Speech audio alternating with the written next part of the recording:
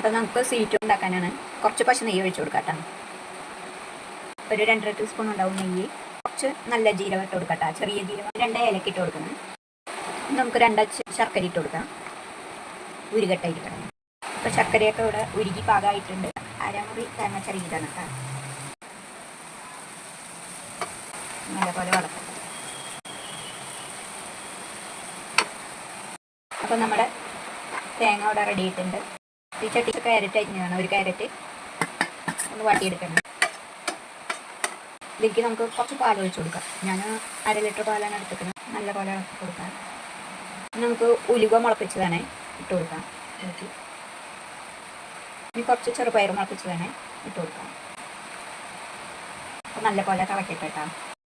അപ്പോൾ നമ്മുടെ പയറൊക്കെ ശരിയായിട്ടുണ്ട് ഇവിടെ. ഇനി നമുക്ക് ഇതിലേക്ക് കുറച്ച് മാതളനാര് ഇട്ട് കൊടുക്കാം. നല്ലപോലെ മിക്സ് ചെയ്ത് കൊടുക്കാം. നമ്മുടെ ശർക്കരയും തേങ്ങയൊക്കെ കൂടി വിളയിച്ച് ഇട്ട് കൊടുക്കാം. നല്ലപോലെ മിക്സ് ചെയ്യാം. അപ്പോൾ നമ്മുടെ സ്വീറ്റ് ഇവിടെ റെഡി ആയിട്ടുണ്ട്.